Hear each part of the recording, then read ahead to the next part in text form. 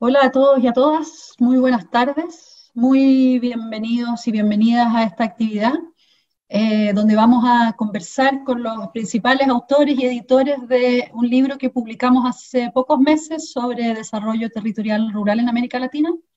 El libro se llama 15 años de desarrollo territorial rural en América Latina, que nos muestra la experiencia, porque justamente es un libro que se enfoca en revisar casos concretos de experiencias de territorios, de países, donde se ha puesto en práctica este enfoque, ¿no? El enfoque del desarrollo territorial rural. ¿Por qué 15 años? Porque el libro busca de alguna forma revisar qué es lo que ha pasado tras el año 2004 en que tuvo lugar la publicación de un primer trabajo, un trabajo breve, pero que fue muy significativo en el debate sobre el desarrollo territorial rural, un trabajo de Alexander Chekman y Julio Verdeguer, que hoy día nos acompañan, que se llamó Desarrollo Territorial Rural. Y bueno, ya estamos a 15 años de esa publicación, que ofrecía básicamente un marco analítico para pensar lo rural desde este enfoque, desde el enfoque territorial, y le pareció al equipo de investigación a cargo de llevar adelante esta iniciativa, que hoy día presentamos en la forma de un libro, hacer una revisión no solamente analítica y conceptual, sino que también empírica, ¿no? Si estábamos proponiendo un enfoque de análisis, un enfoque de trabajo, lo importante era poder conversar y analizar si las recomendaciones, si lo que este enfoque proponía efectivamente se estaba traduciendo en marcos de políticas y si tenía resultados positivos finalmente también en materia de implementación. Voy a leer solo muy brevemente para empezar, antes de presentarle a mis colegas y darles la palabra a ellos, que son quienes van a poner donde vamos a centrar el análisis y la conversación hoy día. Algunos párrafos, voy a leer algunos párrafos de lo que es el prólogo del libro que yo escribí, que me parece que recogen un poco el porqué para RIMIS hoy día sigue siendo tan importante la contribución de Julio y de Alex Chekman del 2004 y el aporte que hace este libro y su revisión sobre experiencias de desarrollo territorial. Dice el prólogo que, bueno, que el trabajo seminal este de Chekman y Verdeguer nos propone una definición que releva dos factores críticos sobre los que prestar atención, que son las dinámicas de transformación productiva y el desarrollo institucional. A partir de ese entonces, RIMIS viene trabajando para contribuir a una mejor comprensión de los procesos de desarrollo socioeconómico y de las dinámicas de transformación institucional de los territorios de América Latina, así como para promover y consolidar reformas institucionales que permitan enfrentar decididamente las enormes desigualdades que enfrentan los territorios rurales de América Latina y quienes en ellos habitan.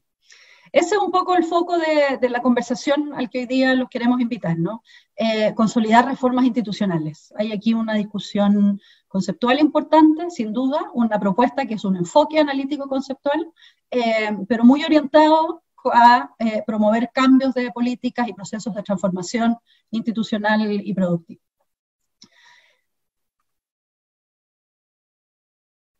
Nos acompañan en esta conversación y dejé ahora de compartir la imagen inicial para que puedan ya ver a los colegas que hoy día nos acompañan. Bueno, ya les decía, ¿no? Los tres editores, tres de los autores principales del trabajo, tres muy buenos amigos además de RIMIS, que voy a presentarles a continuación. Parto por presentar a Constanza. Ella es antropóloga, está terminando su maestría en estudios latinoamericanos en la UNAM de México, y bueno, trabajó con nosotros en RIMIS durante varios años, ¿no? Fue investigadora, asistente de investigación entre el 2015 y el 2017, el 2018 en RIMIS, hasta que partió a hacer sus estudios de maestría, y estuvo en la coordinación de este proyecto que dio como resultado este libro desde sus comienzos. Tenemos también con nosotros a Arilson Favaretto.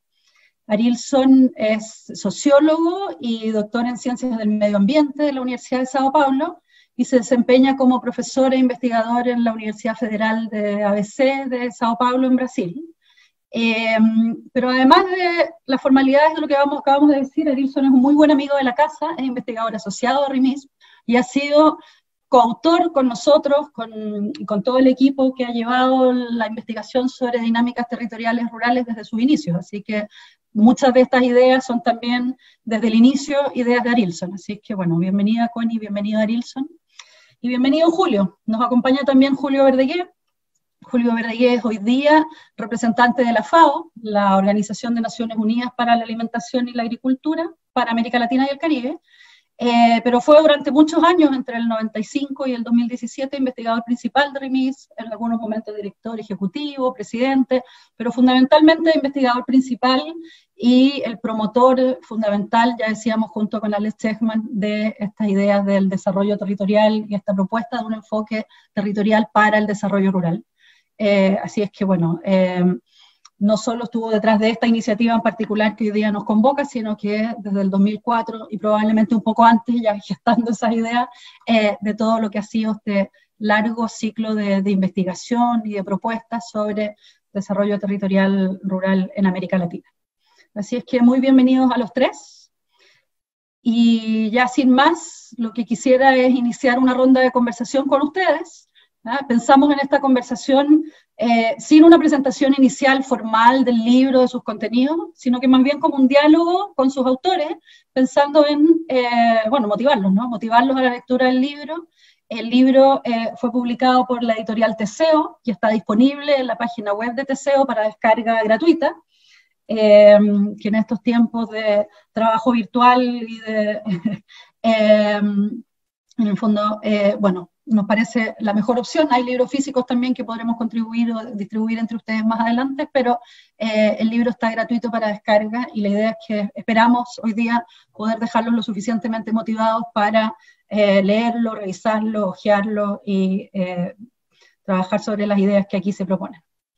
Vamos a hacer el formato de estas reuniones de 1 hora de conversación. La idea es que terminemos a las 6 de la tarde, hora de Chile.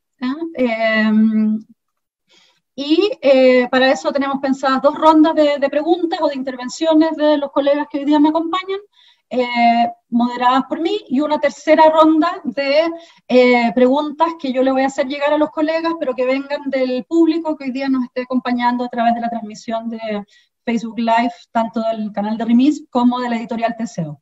Así que desde ya los dejamos invitados en la medida en que iniciemos la conversación a hacernos llegar sus preguntas, sus comentarios para transmitírselos hacia el final de la presentación a los colegas. Entonces, lo primero que quisiera compartir, conversar con ustedes hoy día es si nos pueden contar qué es lo que les parece más destacable, cuál es a su juicio el principal aporte que este libro en particular y que el enfoque del DTR en general les parece que a ustedes les parece que hace a la comprensión del desarrollo rural en América Latina. Si quieren, partimos por el mismo orden que los presenté inicialmente en esta vuelta y en la próxima nos movemos más libremente. Así que le doy la palabra a Constanza. Hola a todos. Bueno, yo quería destacar un poco también la forma en la que se hizo el libro. Creo que una de las cosas más destacables es que es un esfuerzo colectivo. O sea, es un libro que nace de un concurso público que hace REMIS para conseguir los estudios de caso en toda Latinoamérica, y se hicieron, después con los estudios de caso seleccionados finalmente, se hicieron talleres prácticos en los que se discutió la vía como metodológica y teórica a partir de la cual se iban a abordar estos estudios de caso. Entonces, creo que una de las cosas más destacables del libro es que se corresponde con la forma que ha tenido REMIS, digamos, históricamente de trabajar en red, en una red colaborativa de investigaciones, de investigadores en toda América Latina, y que permite generar en el fondo una inteligencia colectiva de reflexión en torno a lo que es el desarrollo territorial rural. O sea, este libro no presenta, digamos, una reflexión teórica exclusivamente de REMIS, sino que es una reflexión teórica que une, bueno, también diversas generaciones. O sea, que se tuvo la oportunidad de trabajar con Alexander Chessman, con Julio Verdeguer, con Arinson Favaretto, que son personas que llevan mucho tiempo trabajando teóricamente y metodológicamente, digamos, empíricamente el desarrollo territorial rural, pero también que se me diera la oportunidad a mí como investigadora joven, digamos, de participar en la coordinación del proyecto y en la escritura fue para mí muy, muy valorable. Y también creo que es muy importante lo que anima al libro es un espíritu crítico. O sea, uno de los principales descubrimientos, digamos, que plantea el libro es que en general no existen evaluaciones de impacto serias que permitan generar suficiente evidencia para hacer una crítica sustantiva del desarrollo territorial rural. en general, digamos, las políticas de desarrollo rural en Latinoamérica pecan de esta falta de una revisión crítica durante o finalizada a la implementación de los proyectos. Entonces creo que es muy valorable el que RIMIS haya tenido este espíritu crítico, digamos, de revisar sus principales presupuestos teóricos a partir de los que se trabajó durante mucho tiempo. Y también eso, que el libro es en el fondo también una revisión muy seria del enfoque, digamos, a partir de este trabajo en red, que creo que también es destacable y que también, no sé, empieza a consolidar, digamos, una nueva manera de hacer investigación social en Latinoamérica, que es a partir del trabajo en red y que bueno, que también va a ser muy, muy importante, digamos, en el mundo post-pandemia. Y respecto a alguna de las ideas centrales que plantea el libro, bueno, a mí me parece muy destacable esta idea, reforzar esta idea de que el desarrollo territorial rural es siempre un esfuerzo de coordinación. O sea, que algunos de los principales problemas que encuentran los distintos programas que revisamos en el libro, tanto en los estudios de caso empíricos como en la revisión documental que se hizo en el capítulo 2, es que hay problemas graves de articulación entre los distintos niveles de gobierno, la zona rural y urbana, los distintos sectores que tratan de implementar estos programas. Entonces que las estrategias del DTR debiesen fijarse principalmente en resolver estas fallas de coordinación. Y eso incluyendo el manejo de los conflictos que pueden surgir, o sea, a partir de los distintos intereses territoriales que se ponen en juego. Creo que es muy importante también porque siempre, o sea, se le ha criticado, digamos, al DTR esto de ser una receta, digamos que es muy difícil poner en práctica una vez que se encuentra con la realidad de los territorios, pero yo creo que si se focaliza las estrategias de desarrollo en resolver estos problemas de coordinación y articulación en los distintos niveles que implica la alta complejidad de arquitectura institucional que implica un programa de TR, creo que se puede avanzar mucho. Entonces creo que es central esta idea de que el DTR es un esfuerzo de coordinación y que eso es una falencia que ha tenido la implementación hasta ahora en general. Y también creo que otra idea central que posicionan el libro es esto de que el DTR trata de poner a los actores territoriales, a los diversos actores territoriales en la conducción de sus propias estrategias de desarrollo. Y eso implica, entre otras cosas, también la asignación de los recursos. Y hasta ahora, las diversas instituciones públicas que han promovido los esfuerzos de desarrollo territorial en Latinoamérica han sido muy temerosas, digamos, en habilitar a los actores territoriales para que puedan tomar estas decisiones sobre el uso de los recursos. Y creo que eso es fundamental, o sea, crear espacios de participación, que en general en los proyectos de desarrollo rural, pero también en los de desarrollo territorial son escasos. O sea, y los espacios de participación cuando existen, en general son consultivos. O sea, la oportunidad que tienen los actores territoriales de tomar decisiones es baja, y cuando se puede tomar decisiones es en espacios de que tienen poca importancia estratégica para el desarrollo de los programas. Entonces, creo que también eso es muy importante, o sea, que el DTR no busca solo promover espacios de participación, sino de toma de decisiones efectivas, o sea, que permita entregar atribuciones y competencias para que los actores territoriales puedan efectivamente conducir sus propias estrategias de desarrollo. Y creo que eso es fundamental, de que no es cualquier tipo de participación, sino una participación efectiva que lleve a la toma de decisiones.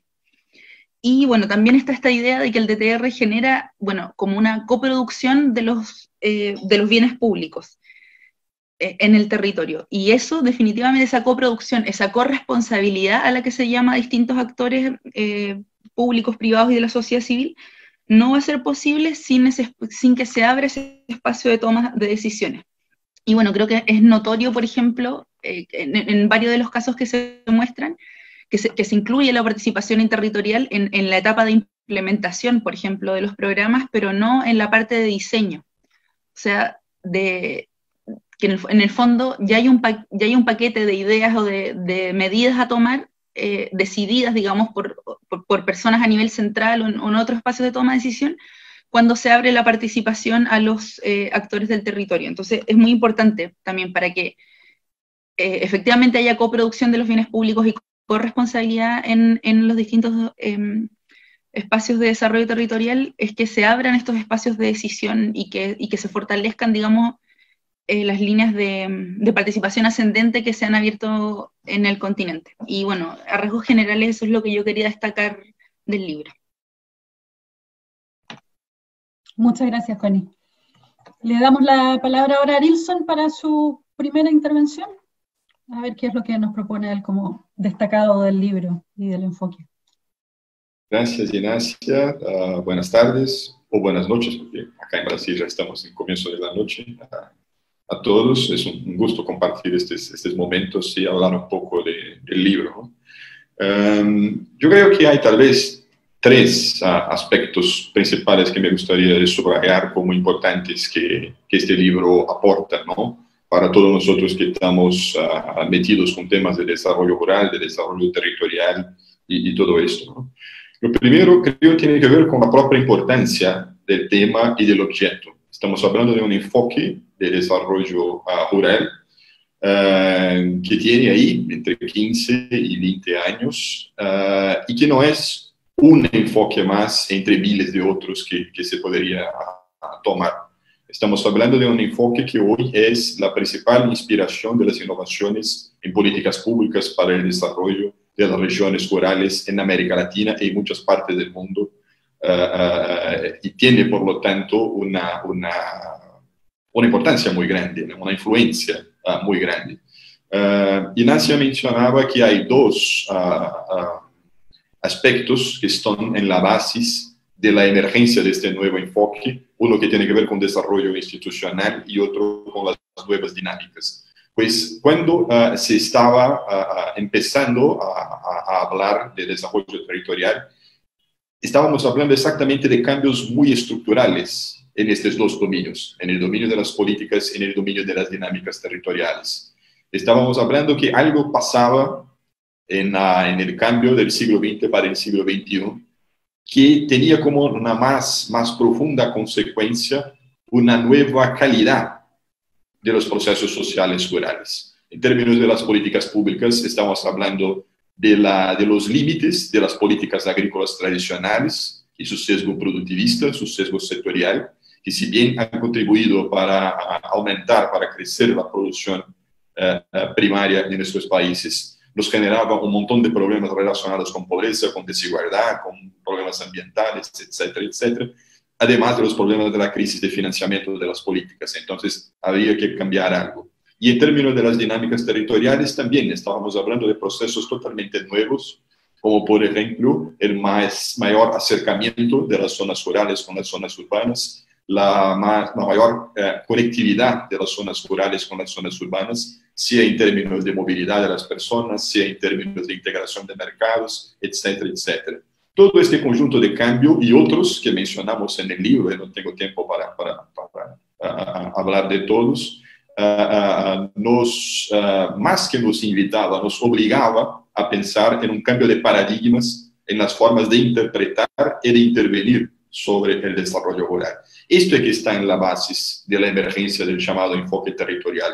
Y el texto de Shetman y Verdaguer de 2003 fue tremendamente importante porque organizaba este conjunto de cambios y proponía las grandes líneas de este nuevo enfoque, y el texto tuvo una gran influencia sobre varios programas de investigación, sobre varias políticas públicas en toda la región latinoamericana. Y por esto, volver a reflexionar sobre este tema 15 años después es una oportunidad de oro, ¿no? Y el libro nos brinda con unas buenas ideas sobre esto.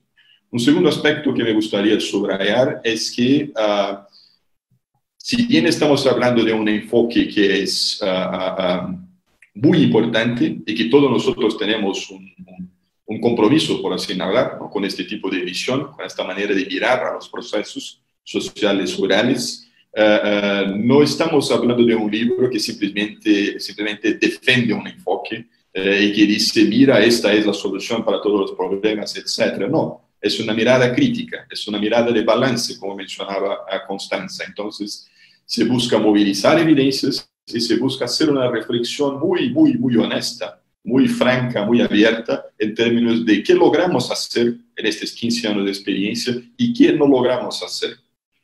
Y tal vez lo más curioso es que hablamos muchísimo más de problemas que propiamente de de cosas que verdaderamente alcanzamos como imaginábamos a 15, 20 años atrás. Pero esto no debe ser, no se debe ver como síntoma de un fracaso del enfoque territorial.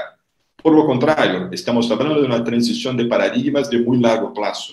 El paradigma anterior, que a mí me gusta llamar de paradigma agrarista o productivista, porque mira exclusivamente en una dimensión, en la dimensión de la producción primaria, de los procesos que se pasan en la agricultura. Este otro enfoque, este otro paradigma se desarrolló por 100 años, ¿no? Por generaciones de políticas, etcétera, ¿no?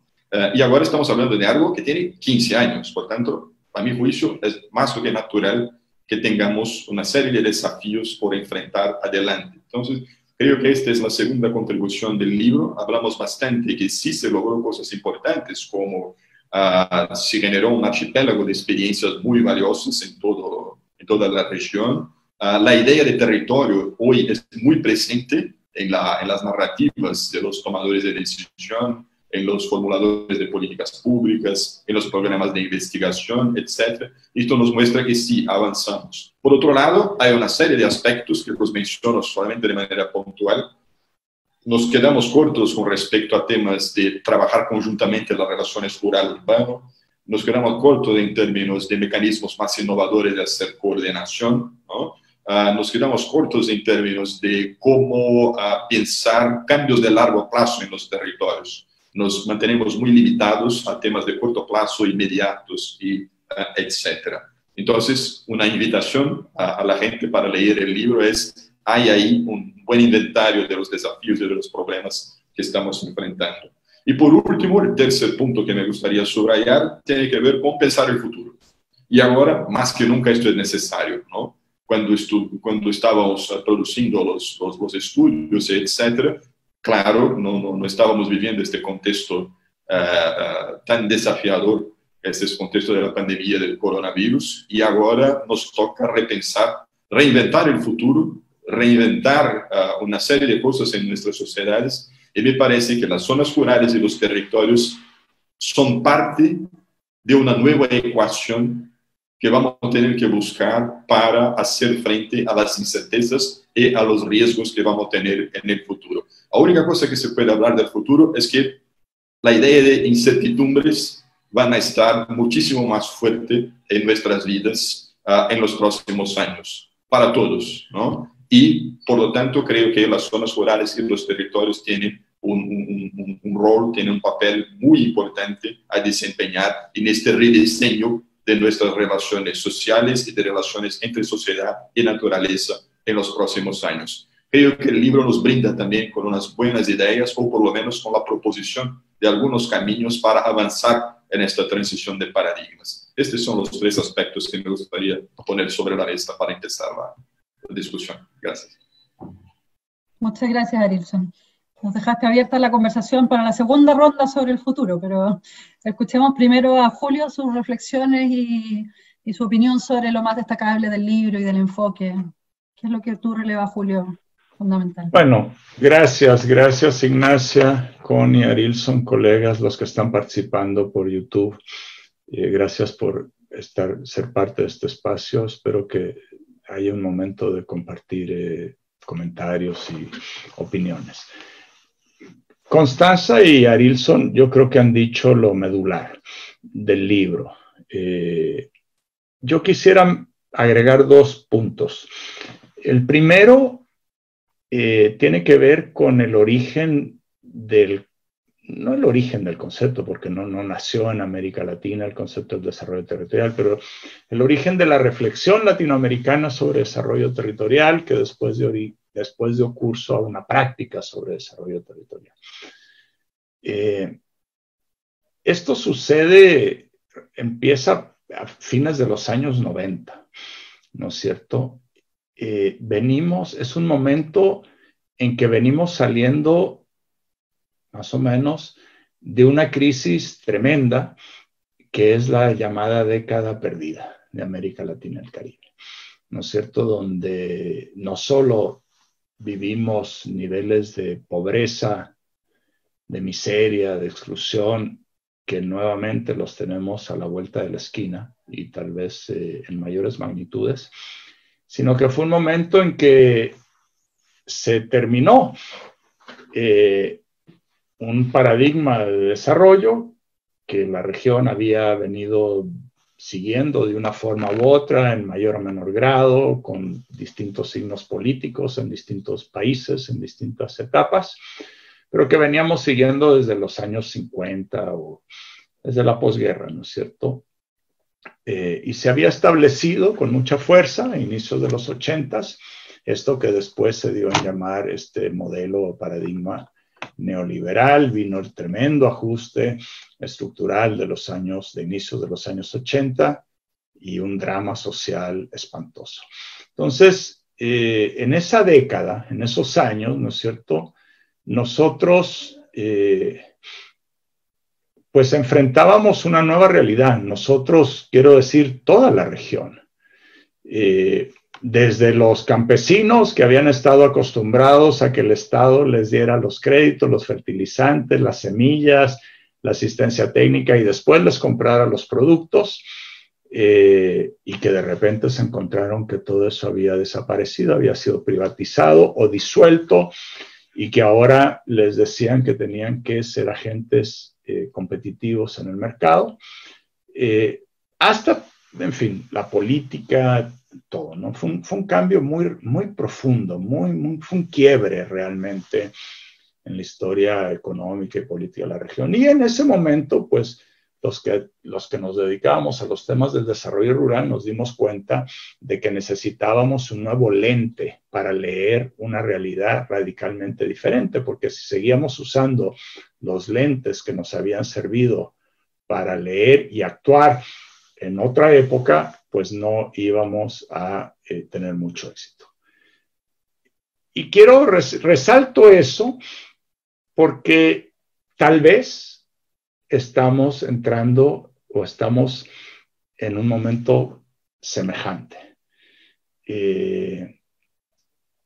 Venimos desde la crisis del 2007, ¿no es cierto?, con un cuestionamiento muy fuerte de las bases del modelo económico, y ahora con esta pandemia que va a provocar lamentablemente una crisis social y económica de una magnitud que pues muchos de nosotros no hemos vivido. Yo creo que va a ser peor que la de los años 80 o semejante.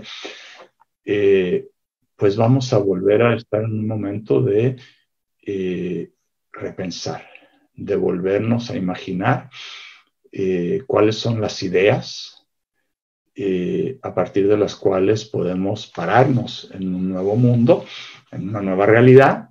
No es que todo va a ser nuevo, pero sin duda habrá elementos de continuidad, pero habrá profundos elementos de cambio. Primera idea. Entonces, creo que vivimos un momento no idéntico, nunca son idénticos, pero semejante al que tuvimos hace 15 o 20 años ya. En segundo lugar, me interesa destacar algo que está escrito en las primeras páginas del capítulo inicial del libro, escrito por Arilson junto conmigo, ¿no es cierto? Y decimos que una característica de esa reflexión de los fines de los 90, inicios de los años 2000, que da origen a todo este desarrollo posterior, es que se hizo con mucha crudeza, con mucha disposición a sacrificar las ideas que hasta entonces considerábamos pues casi sagradas, ¿no es cierto? Las ideas que nos habían anclado, que nos habían guiado de norte, con las que habíamos militado y vivido apasionadamente, y fue un momento de de una mirada muy seria, muy rigurosa a qué de todo esto seguía teniendo validez y qué dejaba de tener validez. Porque lo más importante para enfrentar un nuevo momento no es tener nuevas ideas, sino despojarse de las viejas ideas que ya no son válidas. Eso es muchísimo más difícil, ¿no es cierto? Borrar esa parte del disco duro que ya nos causa más confusión que nos ayuda. Y yo creo que en ese momento hubo un debate en América Latina, esa es otra gran característica, fue un debate regional. Grupos en Brasil, en Centroamérica, en muchas organizaciones distintas de todo tipo, confluyendo de distintas formas, ¿no es cierto? Entonces yo creo que eso es muy importante ahora, ¿no es cierto? Tenemos que enfrentar nuevamente la tarea de pensar cómo vamos a hacer desarrollo rural en los siguientes 30 o 40 años a partir de lo que yo creo que la pandemia va a acelerar o va a construir de nuevo, y tenemos que hacerlo con mucha disposición a poner todo en cuestión, porque si no, no vamos a tener éxito. Entonces, en fin, eso es lo que quería aportar en esta primera vuelta, un poco mirando lo que tenemos hoy a partir de lo que enfrentábamos en aquellos años cuando estábamos trabajando en estas cosas por primera vez.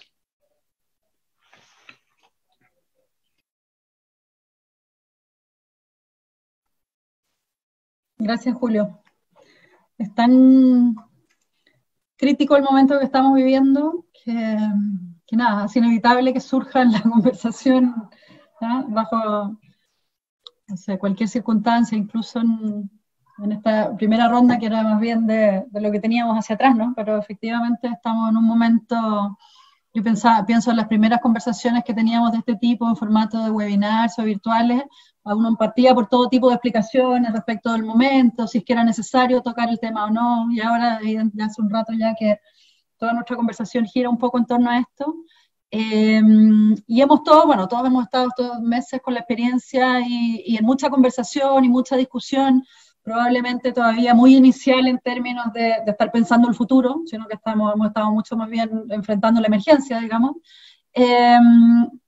Pero ya sí discutiendo sobre los impactos que esto va a tener para los sectores rurales, para lo que hasta ahora entendíamos como el desarrollo rural, para la alimentación, para la seguridad alimentaria, sobre el hambre de los hogares, etc.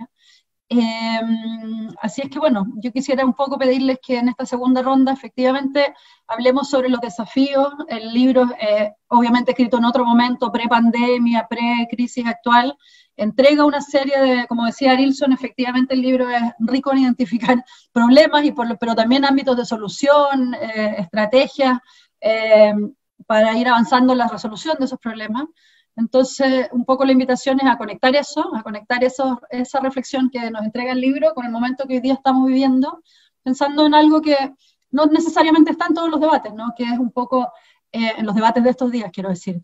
Cómo, si es que el enfoque territorial les parece que qué elementos puede entregar o puede aportar a este momento de crisis y de cambio en el que nos encontramos en términos de repensar el desarrollo rural y América Latina en general. Así que, si les parece bien, quisiera dar vuelta ahora al orden de las intervenciones y partir por Julio. Y bueno, Julio, Arilson, y dejamos a Connie al final.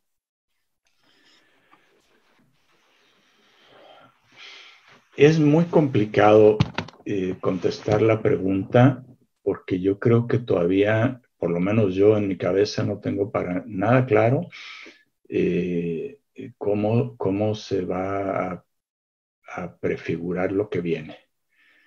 Estamos en medio ojalá estuviéramos en medio, estamos empezando algo que va a durar mucho tiempo antes de que tome curso. Por mi trabajo me toca a mí, me corresponde pues tratar de seguir lo más posible los indicadores de muchos países, el Caribe, Centroamérica, tratar de seguir las conversaciones que hay ahí, los diálogos, y tengo muy pocas certezas yo ahorita. Yo creo que viene una crisis económica muy profunda. Qué tan profunda tampoco es del todo claro, pero de que va a ser muy brava, va a ser muy brava. O sea, estamos dependiendo mucho de lo que logre la ciencia con la vacuna, etcétera, pero ya incluso el Fondo Monetario Internacional ayer decía que sus pronósticos de una recuperación acelerada en el 2021 eran demasiado optimistas y de que esto va para largo. El fin de semana, el presidente de la Reserva Federal de Estados Unidos hablaba de que esto se extiende en Estados Unidos hasta fines del 21 por lo menos. Eso, o sea, yo creo que la crisis económica va a ser tremenda. Tremenda. Creo que va a generar un shock sobre las estructuras económicas, las empresas, sectores y economías nacionales enorme. Segundo, creo que va a tener consecuencias sociales fenomenales. Los indicadores van a ser muy malos, de pobreza, de miseria, de hambre.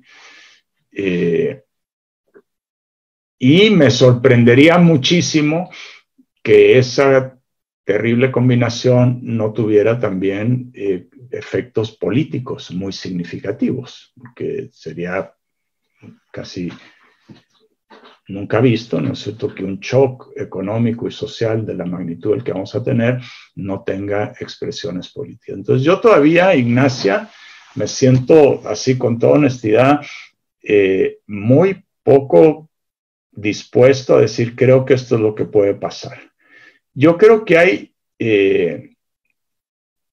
no estoy seguro que lo que viene va a ser naturalmente una transformación de las cosas en el sentido que nos gustaría. Creo que perfectamente pudiera esto terminar en una profundización de muchas cosas que no nos gustan. Gigantescos niveles de concentración de los mercados, porque va a haber un quebradero espantoso de empresas. Millones de trabajadores reemplazados por robots, porque es más fácil comprar un robot que dar protección social decente a tus empleados, etcétera, etcétera. O sea, yo creo que esto puede profundizar y acelerar rasgos hacia un modelo con el cual yo no comulgo.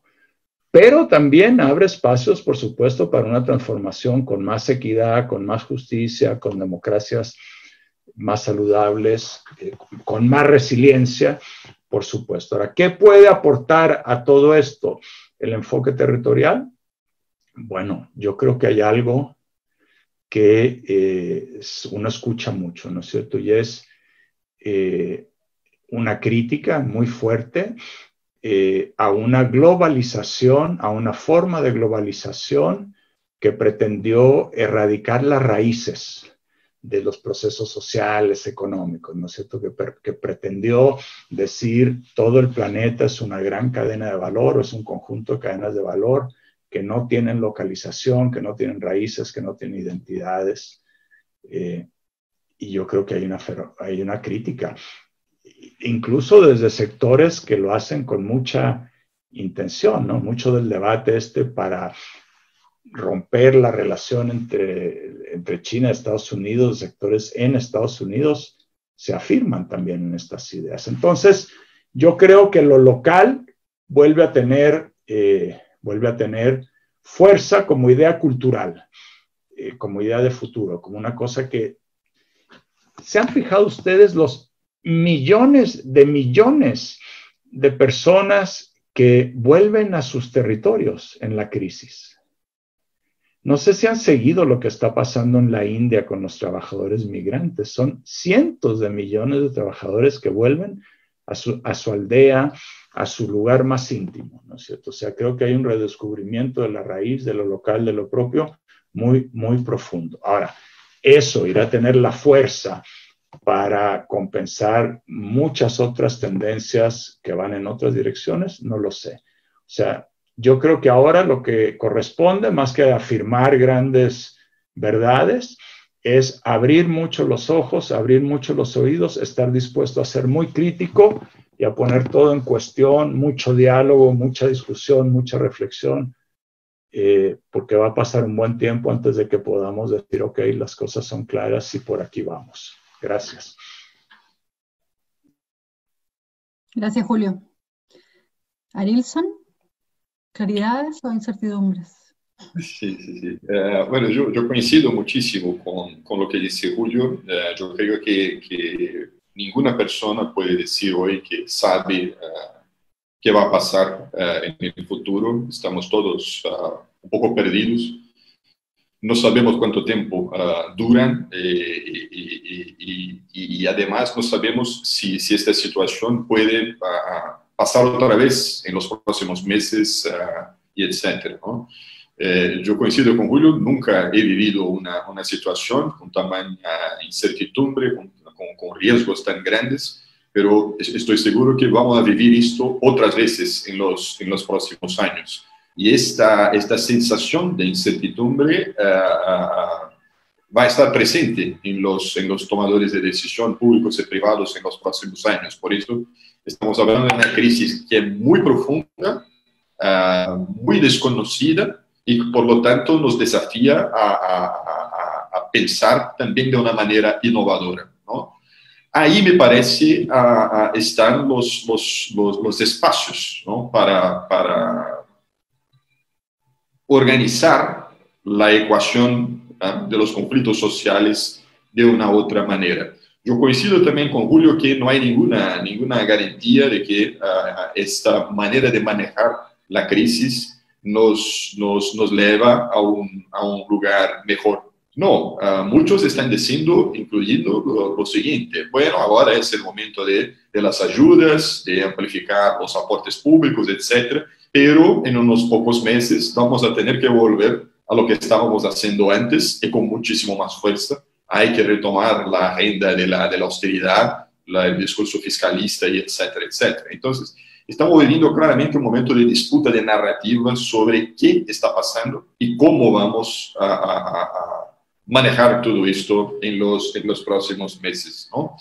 Bueno, ahí entonces está, ¿no? Es la situación abierta y nada favorable, pero hay dos comentarios que me gustaría de dejar para la discusión. La primera es que creo que en este nuevo contexto, una cosa más que coincido con Julio es que vamos a tener un otro tipo de globalización. No estoy entre los que dicen que no, se acabó la globalización, no, pero va a ser una globalización de nuevo tipo, con un mayor papel para los estados nacionales, ¿no?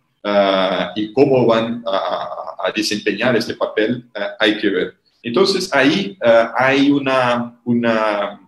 algunas cosas que hablábamos sobre el enfoque territorial, creo que pueden seguir útiles para este nuevo momento. Entonces, tres cosas, entre otras que estamos diciendo en el libro. Primero, que habría que acelerar esta transición de una mirada sectorial a una narrativa más amplia, cubriendo un conjunto de dimensiones. Hablábamos de la Agenda 2030 y de los ODS como una narrativa que permitía esto.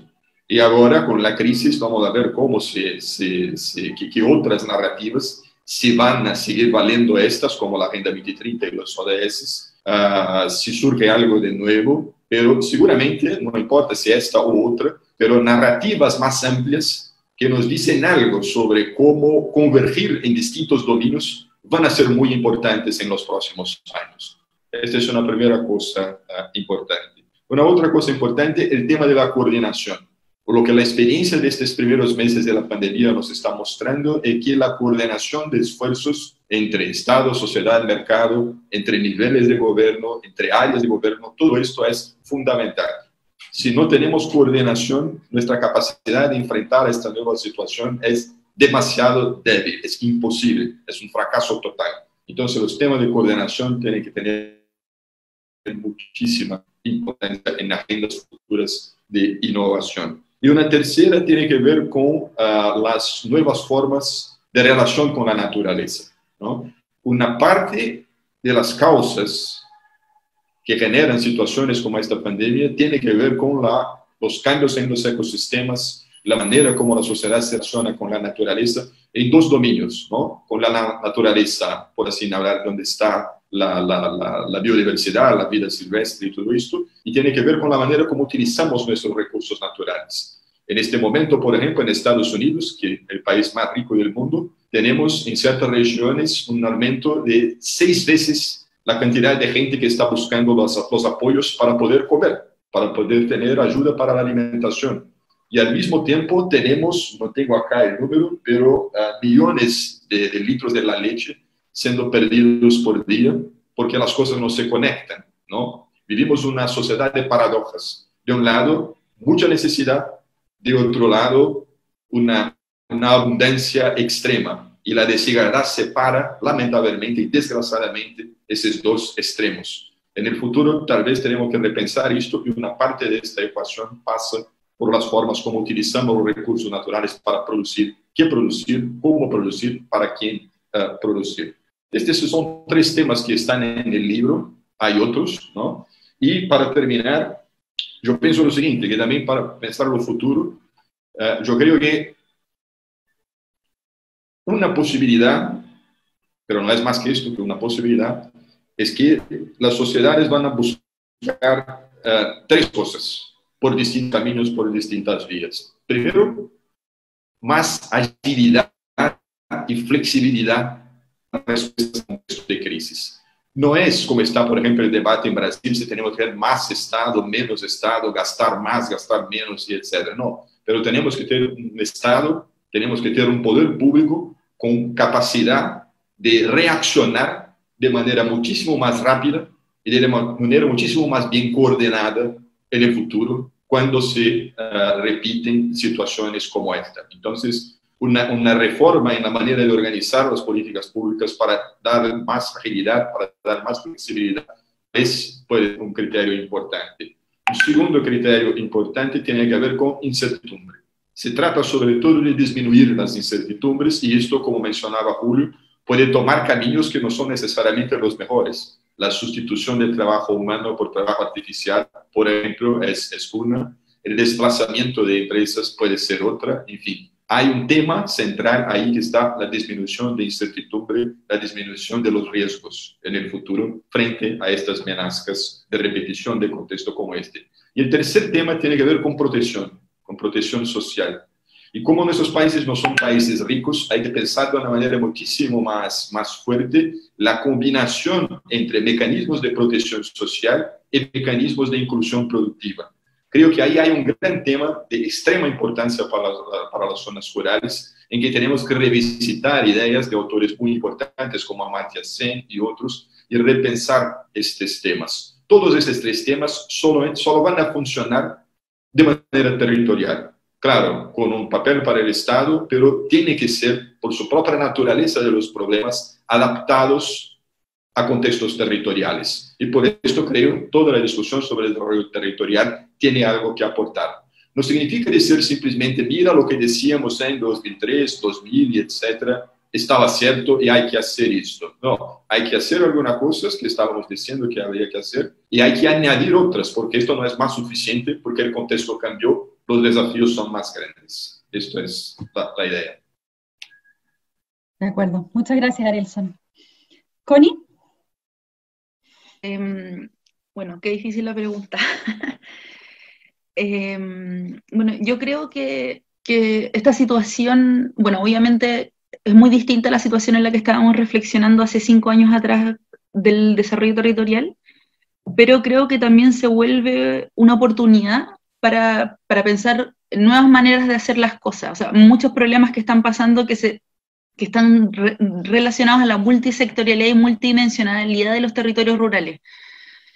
Por ejemplo, el tema de que obviamente el que los puertos estén paralizados y haya más dificultades para la distribución de la producción de los territorios, digamos, genera, por ejemplo, o sea, claro, es un problema que hay tal vez alimentos detenidos en los puertos, pero eso genera una oportunidad para el comercio intrarregional o para volver a pensar cómo, en esta, como decía Julio, este repliegue hacia lo local, que es a todo nivel, o sea, no solo lo local de como mi terruño, sino también los países replegados sobre sí mismos y las regiones replegadas sobre sí mismos. Entonces, también en ese sentido, como las posibilidades de innovación, de ver cómo conectar a los territorios rurales con los urbanos, por ejemplo, toda esta explosión que está habiendo de las tecnologías de la información y del comercio digital, cómo las instituciones del Estado también se ponen al día con esas cosas que están pasando muy rápido, o sea, que en 2 meses han cambiado totalmente y han crecido exponencialmente y digamos, las ciencias sociales todavía no son capaces de abordarlo.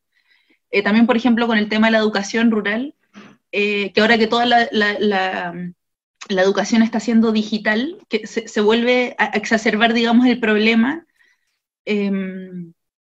de que las zonas rurales no están conectadas a Internet. Entonces, ¿cómo se va a implementar esa educación en las zonas rurales? Hay un montón de temas, digamos.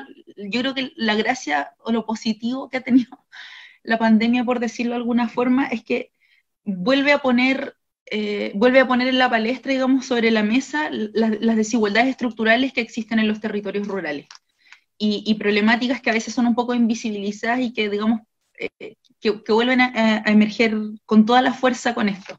También, por ejemplo, el tema de la obesidad que la FAO ha estado levantando hace tiempo. Bueno, hay gente que no le importe tanto, pero hoy día se ha parecido que uno de los principales elementos que afecta a las personas que están más críticas en los hospitales infectadas con coronavirus tiene que ver con enfermedades crónicas asociadas a la obesidad. O sea, entonces, cómo todos esos temas, digamos, cómo el desarrollo territorial se va complejizando y va incluyendo otros temas. O sea, no ya solo una transformación productiva e institucional, sino también cómo se transforma educacionalmente en los territorios rurales, cómo se transforma la salud, las concepciones de lo que es saludable, de lo que es nutritivo, y creo que pone desafíos en un nivel como multidimensional. O sea, que hay ciertos elementos que tal vez nosotros no los consideramos normalmente siempre, digamos, en el diseño de los programas de desarrollo territorial. Por ejemplo, los criterios de género, que si bien hace tiempo, digamos, es una recomendación que sea un elemento transversal en todas las políticas públicas, todavía muchas de las políticas que nosotros revisamos lo incluyen como un elemento casi de buena voluntad, como, bueno, sí, las mujeres. Pero hoy día vemos que la pandemia, digamos, ha vuelto a poner en la palestra las desigualdades que existen en los territorios rurales, pero sobre todo esta carga doble que tienen las mujeres por hacerse cargo, digamos, tradicionalmente en la cultura latinoamericana de los cuidados de la familia y cómo eso ha sido tensionado por la pandemia.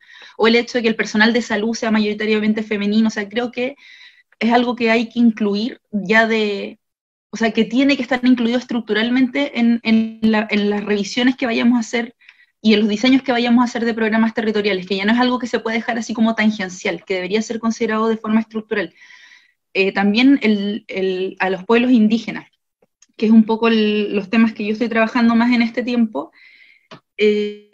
Por ejemplo, actualmente Brasil y México son los únicos países que están desagregando por etnicidad sus datos de contagio y de muerte en relación a la pandemia. Entonces, en este momento solo podemos saber en Brasil y en México cómo está afectando específicamente a los territorios donde hay población indígena, pero los demás países no lo están haciendo. Entonces también esa crítica de que la información y los estudios que se generan en los territorios en general también son de carácter sectorial y impiden que la información que se levante permita ver las dinámicas territoriales que se van dando y cómo se van influyendo entre todas. Entonces también eso, como mejorar la producción de información en los territorios, también para que podamos nosotros atacar estas distintos temas que vuelven a emerger con mayor fuerza. Y, por ejemplo, ya gracias a que hay algunos datos, digamos, en la Amazonía,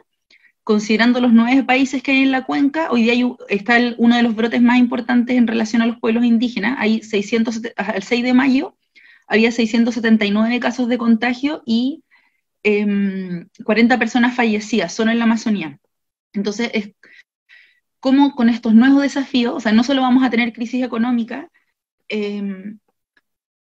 y bueno, crisis sanitaria y crisis social, sino que también van a haber nuevos territorios rezagados, digamos, que antes estaban creciendo, pero territorios que van a ser rezagados y por razones que no son las que usualmente nosotros solíamos atacar, digamos, en los territorios. O sea, ¿cómo va a afectar a la Amazonía el hecho que haya 700 personas contagiadas y ese número creciendo?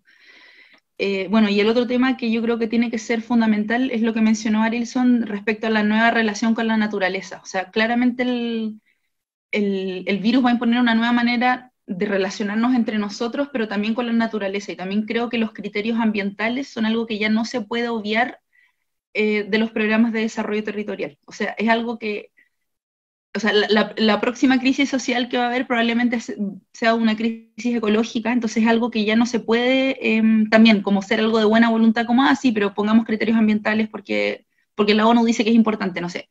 O sea, es un desafío, digamos, también para la investigación, como tratar de aprender en términos metodológicos y teóricos esta multidimensionalidad que va adquiriendo el fenómeno del desarrollo en los territorios, sobre todo con estos problemas nacientes. Entonces, yo creo que, bueno, desafíos, bueno, aparte de los que ya mencioné antes, el tema de la coordinación y de abrir más espacios de decisión efectiva dentro de los espacios de participación, creo que uno de los principales desafíos del DTR es esto, como ser capaz de detectar estas oportunidades que están surgiendo a partir de los mismos problemas que ha levantado la pandemia, y también de no olvidar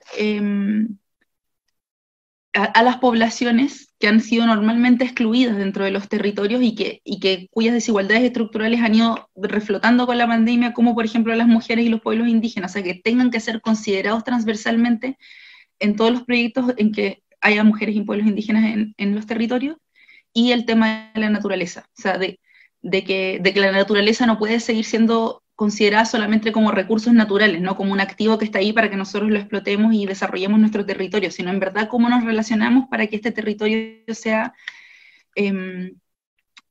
fructífero.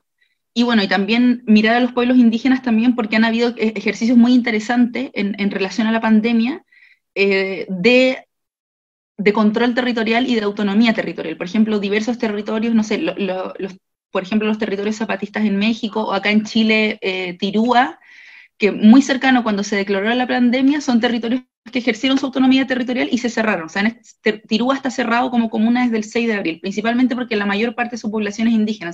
También como los territorios un poco se adelantan al Estado-Nación y empiezan a tomar medidas de protección de forma autónoma. Entonces, también ser capaces de mirar eso, de cómo la inteligencia territorial empieza como a moverse con este problema y empieza a actuar y ver, y nosotros también ser capaces de identificar esas cosas que están sucediendo y que están sucediendo muy rápido y claro, como tú decías, ha sido muy difícil.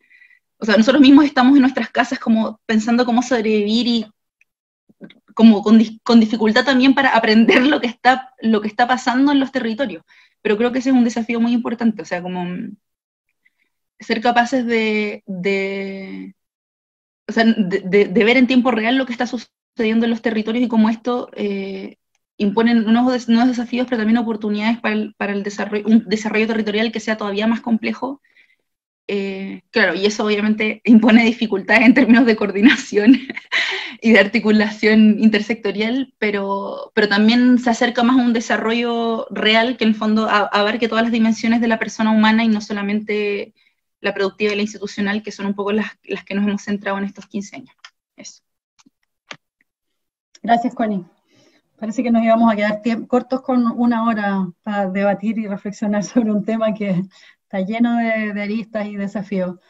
Fue interesante para mí que los conozco a los tres y en distintos momentos y en distintas trayectorias. Espero que también para los que nos escuchan, escucharlos a los tres en sus reflexiones, porque ponen puntos súper distintos, pero bien complementarios, tanto en términos de entender o tratar, no sé, Connie nos ayudaba mucho con su reflexión, creo yo, a entender o analizar mejor el ahora, ¿no? Y Julio, en el extremo un poco opuesto, nos ponían en la situación de futuro, en el 2, 3 años más, y cómo repensar un nuevo paradigma. Y yo creo que, bueno, las dos cosas son súper necesarias de hacer, o sea, necesitamos, creo yo, una fuerte capacidad de entender mejor el ahora, y ciertamente pensar en un futuro mejor, que ojalá no sea como Arilso y Julio aventuraban en la parte negativa en términos de las eventuales consecuencias, aunque también probablemente mucho de eso haya, ¿no? Estamos llegando al final.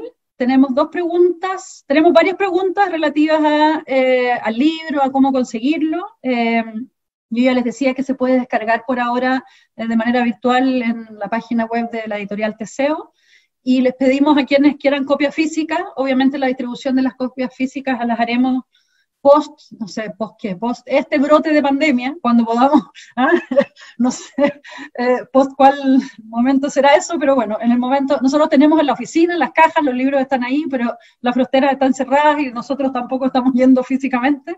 En cuanto eso sea posible, haremos la distribución, así que pídanos los libros y comunicaciones@rimis.org, y los vamos dejando registrados para distribuírselo en los momentos en que sea posible. Ni siquiera los autores todavía han recibido sus copias físicas, así es que ya lo podremos hacer.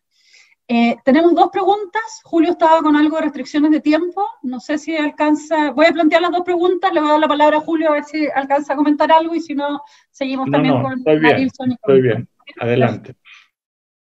Tenemos se las voy a leer textuales, una pregunta que dice: ¿hay algún modelo de economía rural orientada al autoconsumo que se pueda extrapolar a barrios marginales, me imagino que urbanos, asolados por el hambre, en el contexto del COVID?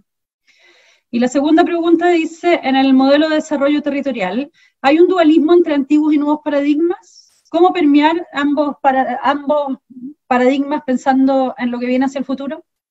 Gracias a Pablo y a Marcos por sus preguntas, que son los autores. Julio, te veo cara de duda. Bueno, sobre el tema del autoconsumo, en fin, sí, hay muchas cosas que se pueden hacer de agricultura urbana, etcétera, pero yo creo que lo central aquí es un esfuerzo muy importante que se tiene que hacer sin duda desde la política pública de fortalecer los esquemas de protección social. Lo que se viene es muy, muy, muy duro. Esto no lo vamos a resolver con un huertito cada uno en el patio o en el balcón del departamento, donde sea que vivamos.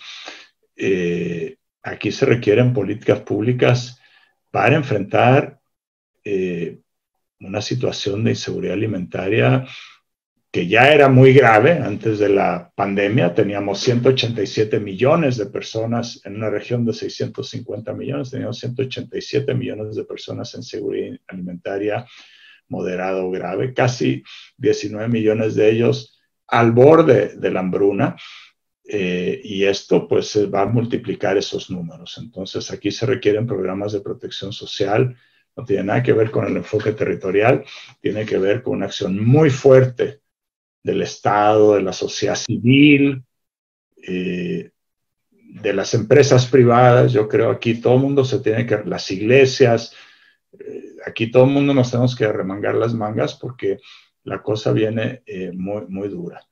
Hemos propuesto nosotros cosas elementales. Hay que mantener abiertos los comedores en las escuelas, la alimentación escolar.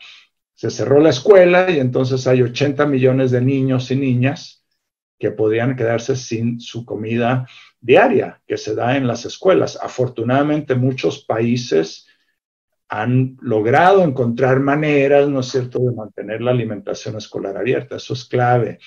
Ayuda alimentaria, transferencias monetarias. Aquí se requiere un gran esfuerzo para que esta crisis sanitaria y crisis económica no se nos convierta en una crisis alimentaria de proporciones mayores. Eso sobre el tema Ahora, claro, desde luego ayuda a la agricultura urbana, todo eso que se puede hacer, sí. Y sobre todo, mantener viva la agricultura también, ¿no es cierto? Entre abril y junio, en gran parte de América Latina y el Caribe, son épocas en que se están sembrando. Hay que asegurar que a 16 millones de campesinos les lleguen las semillas, en fin, puedan sacar sus productos. Eso es lo que es fundamental para que esto no se transforme en una tremenda tragedia. Voy a contestar eso porque ya hablé de más, así que le dejo el espacio a los colegas para que vean lo otro. Gracias, Julio. Y le voy a agregar a los colegas otras preguntas que nos están llegando, una pregunta más que nos está llegando por aquí de parte de Priscila, que dice: ¿cuál es la relación entre el desarrollo territorial y los grandes proyectos de inversión? ¿Hay desafíos? ¿Cuáles son los principales desafíos ahí? Connie, ¿quieres seguir tú? No es por esa pregunta, en general.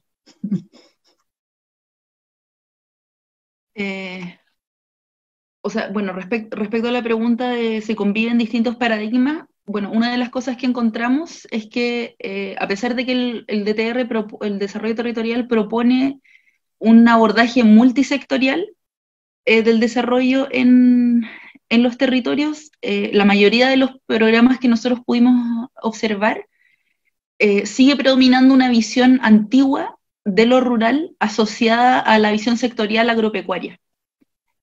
Bueno, y eso es algo con lo que el DTR tiene que luchar, o sea, es una propuesta, como decían Julio y Arilson, que se hace a fines de los 90 y principios de los 2000 desde una perspectiva crítica, pero esa perspectiva crítica, digamos, no logra terminar con la cultura institucional de ministerios de agricultura que trabajan hace 150 años de la misma forma. Entonces, es un desafío con el que tiene que trabajar el desarrollo territorial, de trabajar constantemente con este nuevo enfoque, porque 15 años sigue siendo un nuevo enfoque, es un enfoque joven, digamos, con los antiguos paradigmas productivistas y más sectoriales que había antes. O sea, esa ha sido una de las principales dificultades, digamos, de que cuando un proyecto de desarrollo territorial tiene un domicilio sectorial, muchas veces es muy difícil que los objetivos del programa y los resultados se logren separar de ese sector. O sea, que si va a dirigir, entonces, ese desafío, una de las propuestas que hay en el libro que hacen Julio y Arilson tiene que ver con que las instituciones públicas que sean las que impulsen estas iniciativas de desarrollo ya no sean sectoriales, sino que sean organismos más políticos que permitan generar estos grandes esfuerzos de coordinación y articulación que se necesitan. Y bueno, y respecto al tema de los grandes proyectos de inversión, es un tema muy difícil, porque muchas de las transformaciones productivas de las que a nosotros nos ha tocado investigar en las distintas dinámicas territoriales, muchas tienen que ver con estos grandes proyectos de inversión. Y bueno, yo soy antropóloga, entonces yo siempre voy a estar del lado de la gente y lo ascendente y lo bottom-up.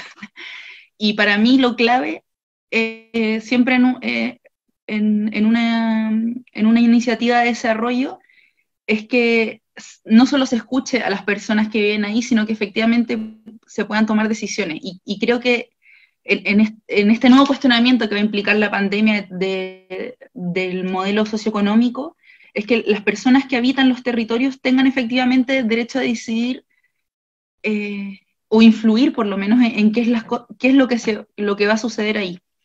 Y bueno, y es muy difícil porque siempre hay criterios nacionales, por ejemplo, todo el tema que está viendo ahora en el sur de Chile, en los territorios indígenas, a propósito del impulso de la energía hidroeléctrica y de los grandes problemas que están habiendo en distintos territorios por la instalación de estos proyectos. O sea, es un tema que lamentablemente no está agotado y es una gran piedra de tope, porque una de las cosas que estamos planteando es que el DTR es un ejercicio fundamental de coordinación, pero esa coordinación también incluye gestionar los conflictos, o sea, los distintos intereses que va a haber en un territorio que se van a poner en juego y cómo esas personas conversan y construyen juntos. Entonces, es muy difícil hacer esa coordinación cuando hay un interés transnacional, por ejemplo, de instalar una inversión X de hidroeléctrica versus intereses territoriales que son que eso no exista porque el territorio está bien así. Entonces, creo que ese creo que también es uno de los atractivos que tuvo para mí como investigadora joven el desarrollo territorial, que es muy desafiante. O sea, el llegar con un proyecto de desarrollo del territorio y que precisamente se base en esta arquitectura institucional que es tan compleja, o sea, que implica el diálogo y la concordancia de tantos actores, creo que es lo que lo hace interesante y que igual de todas maneras abre una oportunidad que antes no existía con los programas sectoriales. O sea, los programas sectoriales ni siquiera se le preguntaba muchas veces a la gente qué es lo que querían o qué es lo que les importaba. Y el desarrollo territorial, al tomar como una de sus bases la participación concertada de la sociedad territorial, creo que también ayuda a hacer como, o sea, no solucionar el problema, porque obviamente esta situación de pandemia va a tensionar todo y va a radicalizar conflictos, y también se radicalizan, por ejemplo, también las violaciones a los derechos humanos. O sea, hemos visto que en estos meses han aumentado, por ejemplo, los asesinatos de defensores territoriales en toda Latinoamérica. O sea, a pesar de, digamos, el crimen organizado no duerme, no descansa, no hace cuarentena, pero creo que es importante, o sea, fortalecer esos espacios de participación y sobre todo entregar atribuciones y capacidades a los actores que han sido generalmente excluidos de esos espacios de toma de decisión, para que puedan sentarse a la mesa con estos actores más poderosos en términos económicos y políticos para discutir qué es lo que quieren para su territorio. Ahora, ¿cómo solucionar eso? ¿Cómo equilibrar esa diferencia de poder? es algo que, digamos, el DTR, el desarrollo territorial, aún no resuelve, pero creo que el hecho de abrir estructuralmente estos espacios de participación y de toma de decisión territorial ha sido muy importante en muchos de estos conflictos. Eso. Gracias, Juanita. Arilson.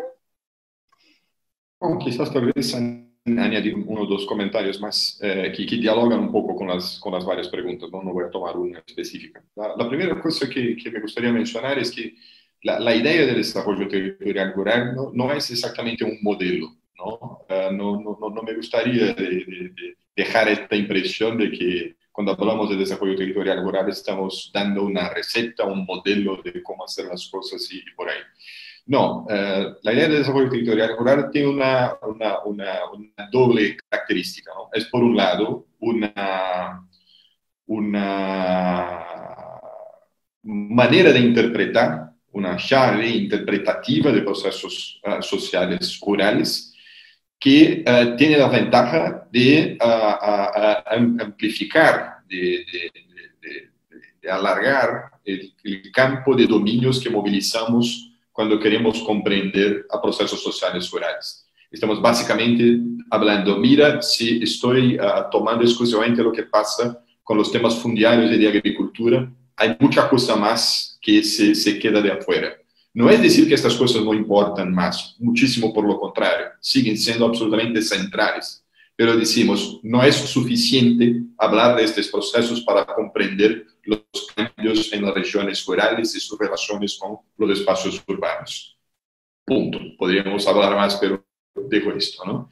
Y de otro lado, es sí una narrativa sobre cómo pensar las políticas públicas para las regiones rurales, porque si estamos llamando la atención para un conjunto de dominios, para un conjunto de interdependencias, creo que esta es una palabra clave en el enfoque territorial, estamos hablando también que las políticas públicas deben manejar, deben coordinar estas varias dimensiones, las inversiones en estos varios dominios y etc.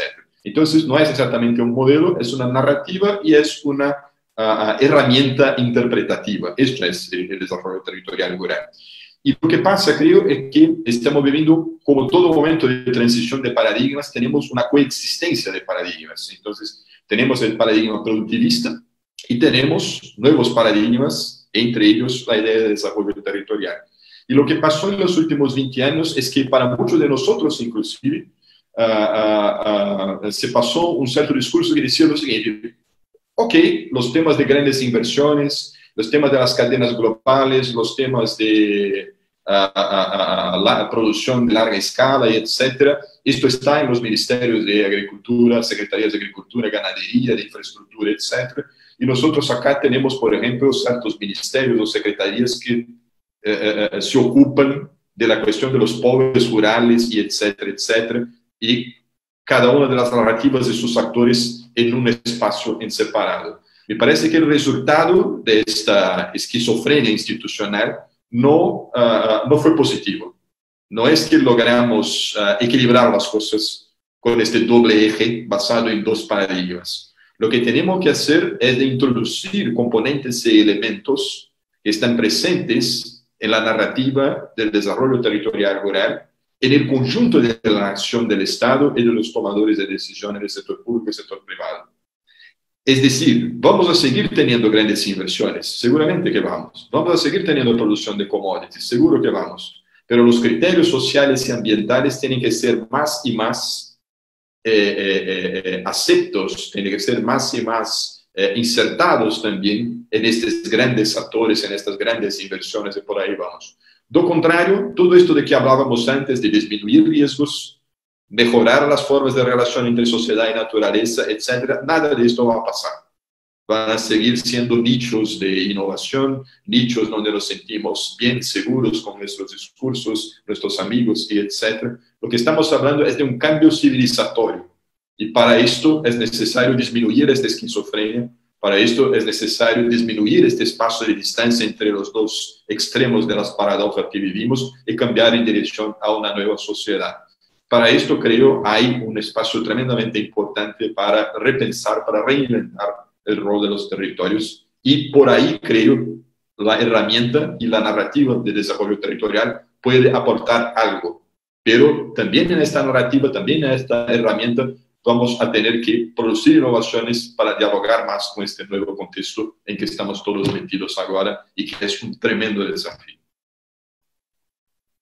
Muchas gracias, Arilson. Ahora sí estamos llegando al final. Empezaron a llegarnos más preguntas ahora, pero varias de ellas tienen la gracia de que son una buena invitación a leer el libro. Nos preguntan por casos de coordinación territorial exitosa en América Latina. Eso justamente, bueno, muestra éxitos y dificultades, pero justamente lo que tiene el libro son casos que vale la pena examinar. Nos preguntan por el interés del Estado en el desarrollo territorial. Algo comentaba Arilson ahora de las dificultades que hay, pero una vez más, los casos del libro entregan mucha información al respecto.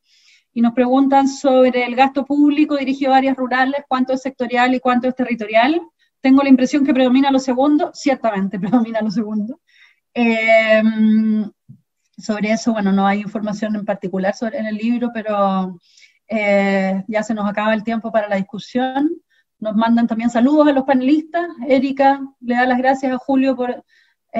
no le da las gracias, nos da las gracias en general por haber respondido, pero dice estar muy de acuerdo con que requerimos políticas públicas de protección social integrales y universales.